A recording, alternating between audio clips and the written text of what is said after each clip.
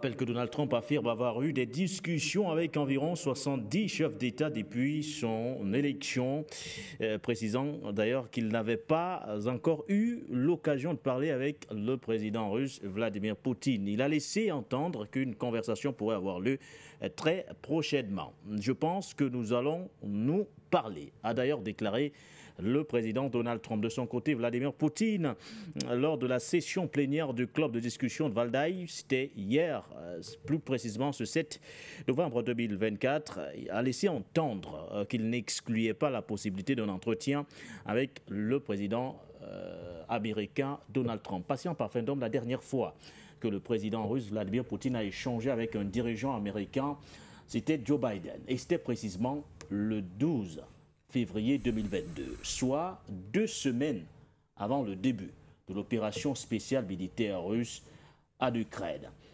Cette fois, avec cette convergence de points de vue, peut-on clairement dire qu'il s'agit éventuellement d'un pas de plus, ou du moins d'un pas significatif vers une solution définitive à cette crise sécuritaire du côté de l'Ukraine? De toute façon, nous l'espérons. Nous l'espérons parce que cette guerre est ce qui est le plus absurde au niveau des relations internationales, parce qu'elle ne répond à aucun canal qui tenterait d'endiguer ou bien de repousser une menace pour l'humanité, comme le temps l'a tenté de nous le faire comprendre. J'espère que d'ici là, le président Trump sera toujours en vie.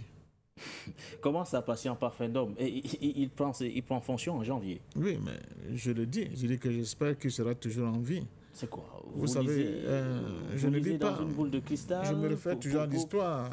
Chaque fois qu'il y a un président qui a tenté de mettre en coupe réglée la mafia américaine du Deep State, oui, on sait comment il a terminé. Je peux prendre le cas de Kennedy, qui a fait, je crois, seulement 3 ans au pouvoir, et on connaît la suite. Parce que ce qui va se passer avec le mandat de Trump, s'il va au bout de ses idées, pour ce que nous avons déjà entendu, ça va être un véritable séisme au sein de la classe politique dominante américaine. Oui. Un véritable séisme. Parce que les choses qui se passaient là-bas, on parlait souvent ainsi d'un combat civilisationnel. Les gens faisaient semblant de ne pas bien comprendre de quoi ça retourne. Les différentes affaires récentes au niveau des États-Unis avec les scandales, oui, que nous avons pu avoir l'écho à travers ces personnalités qui étaient les plus en vue, que ce soit dans le monde de la politique, du showbiz, de l'économie, etc., oui, nous montre que nous étions en face d'une espèce de lobby sataniste qui voulait complètement dominer le monde et dont ils ont pour écueil sur leur chemin quelqu'un comme Donald Trump, qui n'a fait qu'en réalité, cette élection n'est que l'expression du ras-le-bol de l'Amérique profonde, qui ne voyait pas en quoi elle pouvait continuer de soutenir et de supporter, oui, une élite politique qui était devenue aveugle d'une cécité inouïe, mais surtout autiste, c'est le mot qu'on peut dire, pour ne pas dire complètement sourd de miette, aux préoccupations premières de la population américaine. N'est-il pas un peu trop audacieux, le président élu Donald Trump, quand il dit qu'avant même sa prise de fonction, il aura déjà un plan de paix du côté de l'Ukraine? C'est pas audacieux. Il prend le pouvoir en janvier. Oui. Donc il a tout le temps, avec ses équipes, de peaufiner un plan de paix, et sitôt, peut-être même avant. Là où les autres ont échoué en 2 ans, en plus de 2 ans? Non, les autres n'ont pas échoué. Il y a eu des initiatives allant dans ce sens. On se souvient du plan de paix proposé par la Chine, qui n'avait pas été favorablement oui, bien accueilli, notamment par la partie ukrainienne. Des initiatives ont également été menées jusqu'ici, mais à chaque fois, il n'y a pas eu ce cessez-le-feu souhaité. L'Ukraine n'avait aucune marge de manœuvre dans ce qui se passe là. Monsieur Zelensky, on vous l'a 1 milliard de fois dit sur ce plateau, est un comédien. Ce n'est pas Zelensky qui décide. C'est la guerre des élites américaines, n'est-ce pas, du Deep State, dont monsieur Biden était l'un des dignes représentants. Et tous les grands lobbies que vous contestez, ça, les lobbies du complexe militaro-industriel, le Big Pharma, les lobbies financiers, ils étaient tous d'accord avec cette guerre parce qu'elle permettait de mieux continuer de chafauder leur plan machiavélique pour dominer totalement le monde en infligeant à la Russie ce qu'ils appelaient une défaite stratégique, en tentant de domestiquer la Chine aujourd'hui, qui leur fait peur sur le plan économique, et en détruisant toute voie contestataire sur le plan international. Voilà le projet qui était le leur. Donc, M. Zelensky n'avait aucune autorité, aucune souveraineté dans la conduite, même des négociations. Tout à l'heure, chez Lulanson, vous a parlé de ce qui a failli se passer, n'est-ce pas, en Turquie, en termes de négociations. C'est M. Boris Johnson, encore l'un des éléments phares de des lobbies anglo-saxons, qui est venu menacer M. Zelensky en disant non et non et non, tu n'iras pas de l'avant dans le processus de cette négociation. Oui. Nous allons continuer la guerre et nous allons continuer la guerre. Et ça donne ce que ça donne. On parle beaucoup plus du génocide de Gaza, mais j'ai bien peur pour la jeunesse ukrainienne qui est en train de se faire décimer, alors qu'un chef d'État qui est censé protéger son peuple et son pays continue, n'est-ce pas, tel un cheval fou à aller de l'avant, alors qu'il sait pertinemment qu'il va tout droit au mur. Donc je crois que cette présidence Trump s'annonce vraiment très très palpitante pour ce qui risque de se produire comme scandale, mais surtout comme décision de Trump, parce qu'il a dit, j'espère qu'il va tenir à sa parole, là encore nous sommes dans le monde des possibles, de mettre sur la place publique l'ensemble de ces choses tellement immondes que vous ne pouvez même pas imaginer le degré de ce qui se passe. Est-ce que vous savez qu'aux États-Unis d'Amérique, ça, les statistiques l'ont prouvé, plus d'1,5 million de jeunes noirs disparaissent chaque année sans qu'on ne sache. Un demi-million. 1,5 million, pas un demi-million.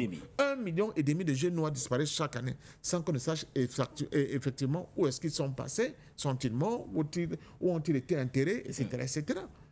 Voilà les États-Unis, voilà la démocratie dont on nous vantait. Donc, en ce qui concerne... Même si du côté du Kremlin, on adopte tout de même une position un peu prudente, voici ce que le Kremlin a affirmé mercredi. Donald Trump sera jugé sur ses actes. Est-ce une façon de dire peut-être que la pression que tous ces lobbies que vous avez cités tout à l'heure, est-ce qu'il ne pourrait pas finalement succomber à cette pression, la pression de tous ces lobbies passant par fin d'un président élu Donald Trump? Ça va être difficile. Je vous ai dit qu'il y a un nouveau monde qui est en train de se dessiner. L'Amérique est obligée, elle aussi.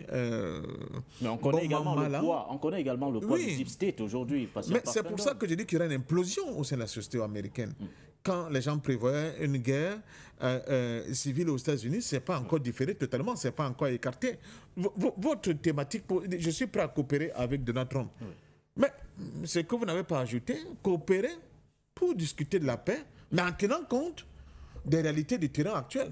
C'est-à-dire que le bavardage, on va revenir aux frontières de 91, c'est terminé. On connaît d'ailleurs la position de Vladimir Poutine. Donc les Russes disent, les russophones ukrainiens qui ont été longtemps martyrisés, ils ont décidé de rejoindre la mère patrie. Ça, ce n'est plus un débat.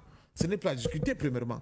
Deuxièmement, les questions sur le plan international, des rapports internationaux pour les conditions de la paix, ne se feront plus en fonction des désirata des États-Unis, de l'Occident, de l'OTAN et de l'impérialisme anglo-saxon. Non, mais ils se feront en fonction de l'évolution du monde actuel que M. Donald Trump et son équipe doivent prendre en compte. Donc, nous sommes encore au début d'un grand jeu là qui risque de connaître beaucoup d'épisodes et donc j'espère tout simplement que M. Donald Trump, certains souhaits sera à la hauteur, n'est-ce pas, pour pouvoir justement continuer dans cette négociation, dans ce dialogue pour la paix, parce que la meilleure arme pour détruire le Deep State, c'est d'instaurer un climat de paix sur le plan international. Et comme, une fois de plus, chez Elou vous l'a dit, Donald Trump, c'est un businessman. Et les affaires et la guerre parfois ne font presque pas bon ménage, excepté pour le complexe militaro-industriel. C'est bien d'apporter cette précision. Il n'y a jamais de règles sans exception. Pour eux, ils ont fondé, n'est-ce pas, l'acquisition de leur richesse sur le fait qu'il faut qu'il y ait des guerres un peu partout. Il y a des événements qui sont passés sous silence parce que je vous ai dit, il faut qu'on... je crois qu'il y a sur le débat sur les élections américaines, certains disaient on n'a pas envie de savoir ce qui se passe là-bas. Concentrons-nous sur l'Afrique. Non. Mais jusqu'à présent, il y en a qui le disent. Non, regardez ce que se passe sur la place internationale parce que ça va impacter sur justement le développement de ce qui va se passer sur le continent africain. La preuve, la Russie, elle ne dit pas que je m'en fous de ce qui se passe aux États-Unis. La Russie est consciente qu'en fonction des évolutions à l'intérieur des États-Unis, le monde pourra mieux s'emporter ou pas. Et il y a eu le limogeage du ministre israélien de la Défense, M. Yoav Gallant. Mais ça, presque les médias même se font semblant de ne rien voir ce qui se passe. Il y a eu des manifestations de manière spontanée. Oui, pour dénoncer ces décisions. Et ces manifestations continuent. C'est-à-dire que même dans le camp de Netanyahou, en dehors de dire le camp de ceux qui contestaient l'ancien gouvernement de Netanyahou, mais même à l'intérieur de ce camp de Netanyahou, il y a déjà un split. Ça explique quoi? Ça explique que, de moins en moins, la conscience humaine supporte, n'est-ce pas, ce fardeau de ce génocide que nous impose, n'est-ce pas, les bien-pensants de l'élite impérialiste occidentale anglo-saxonne. Et là-dedans, la question du génocide palestinien est l'une des expressions, grandeur nature, de ce mal-être, ce comportement abject. Yoav Gallant, d'ailleurs, qui ne voyait pas la nécessité de poursuivre ce génocide. Et il avait bien compris. Il poussait pour la libération des otages. Et la fin de la guerre. La fin de la guerre. Voilà, parce qu'il disait que je ne sais pas comment nous allons vaincre le Hezbollah, ce n'est pas possible. Donc c'est pour vous dire que c'est nous qui faisons semblant de ne pas voir. Et ces décisions ont des conséquences. Avec une paix beaucoup plus améliorée, avec des rapports entre les États, surtout les plus puissants du moment, un peu plus soft, c'est l'Afrique qui gagne. Parce que l'Afrique ne devient plus un enjeu radical de domestication, de domination. Mais dans le cadre actuel, les manipulations qui vont s'opérer, si cette guerre-là se poursuit, le combat final, le dernier round va se jouer sur le continent africain avec les conséquences que nous connaissons très bien, c'est-à-dire la déstabilisation de nos espaces. Je n'ai plus parlé d'États, parce que les États de Berlin, là, pour moi, ce ne sont pas des États, de nos espaces, de nos populations, de nos peuples, de nos cultures, et que ça ne présage rien de bon pour, justement, donner la capacité à l'Afrique de sortir de ce piège dans lequel nous sommes enfermés depuis très longtemps.